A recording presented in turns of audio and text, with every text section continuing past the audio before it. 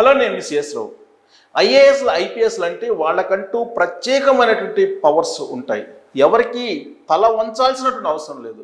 అందుకే 3 సింహాలు కనిపిస్తూ ఉంటాయి. ఆ సింబల్తోటే వాళ్ళు కనిపిస్తూ ఉంటారు. కానీ జగన్మోహన్ రెడ్డి ముఖ్యమంత్రి అయిన తర్వాత ఐఏఎస్లు ఐపీఎస్ని ఎంతవరకు దిగజార్చాలో అంతవరకు దిగజారు చేశారు. ఒకవేళ ఆ విధంగా దిగజారినటువంటి తలెత్తుకొని తిరగాలి, సగర్వంగా పనిచేయాలి అనుకునేటువంటి ఐఏఎస్లు ఐపీఎస్లకి ఆయన వేసినటువంటి శిక్షలు మామూలుగా లేవు. ఆయన బాధితులుగా కొంతమంది ఐఏఎస్లు ఐపీఎస్లు ఉన్నారు. 2019 నుంచి 2024 మధ్య కాలంలో కొంతమంది ఐఏఎస్లు ఐపీఎస్లని ఆయన దూరంగా పెట్టేశారు. దూరంగా వెళ్ళిపోయేలాగా పరిస్థితుల్ని క్రియేట్ చేశారు జగన్మోహన్ రెడ్డి. అందుకే జగన్మోహన్ రెడ్డి పరిపాలనను ఏ విధంగా పరిపాలన చెయ్యకూడదు అనే దానికి ఒక నిఘంటువుగా తీసుకొని దాన్ని స్టడీ చేయాలి అనేది కూడా చంద్రబాబు నాయుడు చెప్తూ ఉంటారు. సో ఆయన పరిపాలనలో కొంతమంది ఐఏఎస్లు ఐపీఎస్లు బాధితులుగా మిగిలిపోయారు. వాళ్ళకి ఇప్పుడు చంద్రబాబు నాయుడు న్యాయం చేస్తారా, న్యాయం చేసే అవకాశం ఉందా అని అంటే ఖచ్చితంగా వాళ్ళకి న్యాయం జరుగుతుంది అని చెప్పడానికి 2 పరిణామాలను మనం ఉదాహరణగా తీసుకోవచ్చు. ఒకటి, నిమ్మగడ్డ రమేష్ కుమార్ గారు. ఆయన ఎన్ని రకాలుగా ఇబ్బంది పడ్డారో ఎన్నికల కమిషనర్గా ఉంటూ జగన్మోహన్ రెడ్డి హయాంలో అనేది మనం చూసాం. జగన్మోహన్ రెడ్డి ఎన్ని రకాలుగా ఆయన్ని హింస పెట్టారో, ఎన్ని రకాలుగా ఆయన్ని ఇబ్బంది పెట్టారో అందరికీ తెలుసు. వాటన్నిటిని తట్టుకొని ఐఏఎస్కు ఉన్నటువంటి పవర్ ఏంటో చూపించారు నిమ్మగడ్డ రమేష్ కుమార్. అందుకే ఆయన్ని దూరంగా ఉంచేలా జగన్మోహన్ రెడ్డి తన పవర్ను ఉపయోగించారు. ఇప్పుడు జగన్మోహన్ రెడ్డి గద్దె దిగిన తర్వాత నిమ్మగడ్డ రమేష్ కుమార్ గారికి యాస్కి డీజీగా ఆయన అపాయింట్ కావడం జరిగింది రీసెంట్గా. అలాగే ఇంటెలిజెన్స్ చీఫ్గా ఇప్పుడు మహేష్ చంద్ర లడహా వచ్చారు. ఇదే మహేష్ చంద్ర లడహా అప్పట్లో జగన్మోహన్ రెడ్డి చెప్పింది చేయకపోవడంతో ఆయన్ని దూరంగా పెట్టినటువంటి క్రమంలో ఆయన సెంట్రల్ డ్యూటీస్కి సెంట్రల్ సర్వీస్కి వెళ్ళిపోవడం జరిగింది డిప్యుటేషన్ మీద. తిరిగి మళ్ళా ఆంధ్రప్రదేశ్కి రాగానే చంద్రబాబు నాయుడు ఆయనకి కీలకమైనటువంటి పదవును ఇవ్వడం జరిగింది. ఇక అందరికంటే ఎక్కువగా జగన్మోహన్ రెడ్డి టార్గెట్ చేసినటువంటి ఐపీఎస్ అధికారి ఎవరైనంటే ఏబి వెంకటేశ్వరరావు.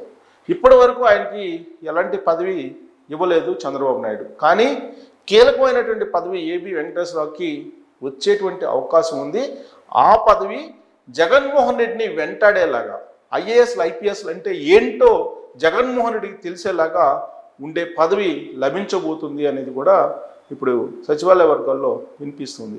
ఇక ఆయన బాధితుల్లో ఉన్నటువంటి ఐఏఎస్ ఐపీఎస్ల జాబితా తీసుకుంటే జాస్తి కిషోరు, ఎల్వి సుబ్రహ్మణ్యం వీళ్ళందరూ కూడా ఉన్నారు. పివి రమేష్ ఇలాంటి వాళ్ళందరూ కూడా, సో బిందు మాధవ్ ఇలాంటి వాళ్ళకి న్యాయం చంద్రబాబు నాయుడు చేయబోతూ ఉన్నారు.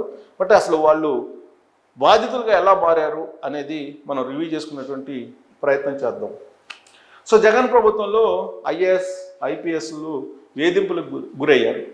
వాళ్ళే వేధింపులకు గురయ్యారంటే ఇక్కడ మామూలు అధికారులు, ద్వితీయ శ్రేణి అలాగే తృతీయ శ్రేణి అధికారులు ఏ విధంగా ఇబ్బంది పడి ఉంటారు అనేది మనం ఊహించుకోవచ్చు. అందుకే 2024లో జరిగినటువంటి ఎన్నికల్లో అందరికంటే ముందుగా ఉద్యోగుల కుటుంబీకులు, వాళ్ళ పిల్లలు అందరూ క్యూలైన్లో నిలబడి జగన్మోహన్ రెడ్డికి వ్యతిరేకంగా ఓటు వేశారు. గతంలో ఎప్పుడూ లేని విధంగా అని చెప్పడానికి పోలింగ్ రోజున మనం చూస్తే అర్థమవుతుంది. అందుకే ఐఏఎస్ ఐపీఎస్ల మీద వేధింపులు తారాస్థాయికి వెళ్ళిపోయాయి జగన్మోహన్ రెడ్డి హయాంలో. వైసీపీ అధికారంలోకి రాగానే ఏబి వెంకటేశ్వరరావుని సస్పెండ్ చేసింది. ఆయన సీనియర్ ఐపీఎస్ అధికారి, ఆయన్ని ఈజీగా సస్పెండ్ చేసింది నిరాధారమైనటువంటి ఆరోపణలను చూపిస్తూ.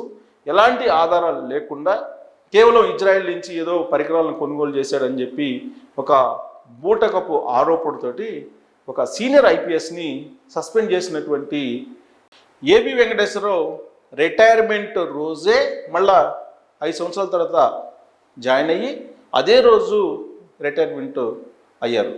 అయినప్పటికీ జగన్మోహన్ రెడ్డి మీద విజయం సాధించి ఐపీఎస్ పవర్ ఏంటో చూపించారు ఏబి వెంకటేశ్వరరావు. ఇక జగన్మోహన్ రెడ్డి వేధింపులకు గురైనటువంటి అధికారుల్లో ఎల్వి సుబ్రహ్మణ్యం. ఆయన జగన్మోహన్ రెడ్డి ముఖ్యమంత్రి అయినటువంటి తొలి రోజుల్లో చీఫ్ సెక్రటరీగా ఉన్నారు, అనేక అవమానాలు పడ్డారు. అప్పుడు సిఎస్ ఎల్వి సుబ్రహ్మణ్యంకి మెమో ఇవ్వడం జరిగింది. ఎక్కడి నుంచి ఇచ్చారో తెలుసా? ఒక చీఫ్ సెక్రటరీకి సీఎం ఆఫీస్ సెక్రటరీ మెమో ఇవ్వడం జరిగింది. బహుశా ఏ రాష్ట్ర చరిత్రలో కూడా ఇలాంటి సంఘటన జరిగి ఉండదు. ఒక ముఖ్యమంత్రి కార్యాలయం కార్యదర్శి ఒక చీఫ్ సెక్రటరీకి మెమో ఇవ్వడం అనేది ఏ రాష్ట్ర అడ్మినిస్ట్రేషన్లో కూడా జరగదు. కానీ ఆంధ్రప్రదేశ్లో జగన్మోహన్ రెడ్డి ముఖ్యమంత్రిగా ఉన్నప్పుడు మాత్రం జరిగింది. అంతకంటే చీఫ్ సెక్రటరీకి అవమానం మరొకటి ఉండదు. అలాంటి అవమానాన్ని ఎల్వి సుబ్రహ్మణ్యం ఫేస్ చేశారు. జగన్ ప్రభుత్వం తీరుతోటి ఆయన సెలవు పెట్టి వెళ్ళిపోయారు, అవమానాన్ని తట్టుకోలేక బాలసుబ్రహ్మణ్యం. సో వైసీపీ సర్కారు వేధింపులతో డిప్రెషన్ మీద ఢిల్లీ వెళ్ళినటువంటి ఐపీఎస్ అధికారి మహేష్ చంద్ర లడహా కూడా ఆయన సెలవు పెట్టి వెళ్ళిపోయారు. సెలవు పెట్టి వెళ్ళిపోయి జగన్మోహన్ రెడ్డి ఒత్తిళ్లను వేధింపులను తట్టుకోలేనటువంటి పరిస్థితులు అక్కడ పనిచేస్తూ వచ్చారు. అలాగే ఐఆర్ఎస్ అధికారి జాస్తి కృష్ణ కిషోర్ కూడా ముప్పు తిప్పలు పెట్టారు జగన్మోహన్ రెడ్డి ప్రభుత్వం. అందుకే ఆయన కూడా వేధింపుల నుంచి తప్పుకుంటూ ఆయన అక్కడ సెంట్రల్ సర్వీస్కి వెళ్ళిపోవడం జరిగింది. ఇక సీనియర్ ఐఏఎస్లు పివి రమేష్ అడ్మినిస్ట్రేషన్లో కానీ ఫైనాన్షియల్ ఇష్యూలో కానీ అలాగే వరల్డ్లో ఎక్కడెక్కడ ఫైనాన్షియల్ ఇన్స్టిట్యూషన్స్ ఉన్నాయి, రాష్ట్రం యొక్క ఆర్థిక పరిపుష్టిని ఏ విధంగా చేసుకోవాలి అనే దాని మీద బాగా అవగాహన ఉన్నటువంటి ఐఏఎస్లో పివి రమేష్ ఒకళ్ళు. అలాంటి పివి రమేష్ గారినే సో నిమ్మగడ్డ రమేష్ కుమార్ని కూడా టార్గెట్ చేసిన విషయం తెలుసు. పివి రమేష్ని, నిమ్మగడ్డ రమేష్ కుమార్ని, వీళ్ళందరూ ఐఏఎస్లు. సో వివేక హత్య కేసులో అప్పటి కడప ఎస్పీ అభిషేక్ మొహంతికి కూడా చుక్కలు చూపించారు. So Vivekananda Reddy murder case జరిగింది.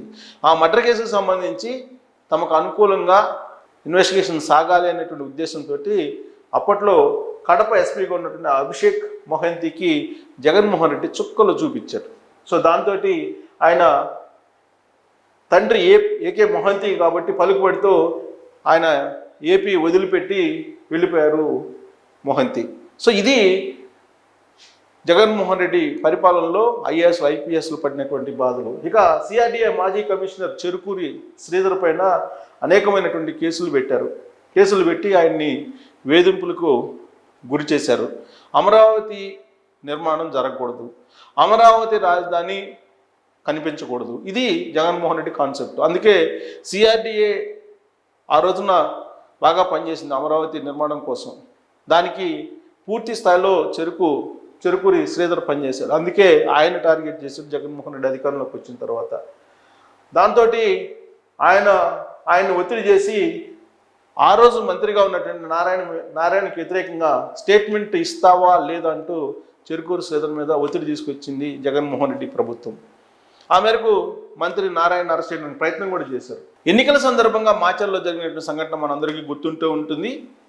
అప్పుడు పిన్నెల్లి రామకృష్ణారెడ్డి చేసినటువంటి అరాచకాలు ఏవైతే ఉన్నాయో అది అక్కడ ఉన్నటువంటి ఎస్పీ ఏమాత్రం అంగీకరించకుండా వ్యతిరేకించాడు. అందుకే ఆయన మీద కోప్పడ్డాడు జగన్మోహన్ రెడ్డి. వైసీపీ నేతల దాడులు దౌర్జన్యాలతోటి ఐపీఎస్ బిందు మాధవ్ మీద వేటు వేశారు అప్పట్లో ఉన్నటువంటి ఎన్నికల కమిషన్. జగన్మోహన్ రెడ్డి 2019లో అధికారంలోకి వచ్చిన తర్వాత అనేక మంది ఐఏఎస్లు ఐపీఎస్లు డిప్యుటేషన్ మీద కేంద్ర సర్వీసులకు వెళ్ళిపోయారు.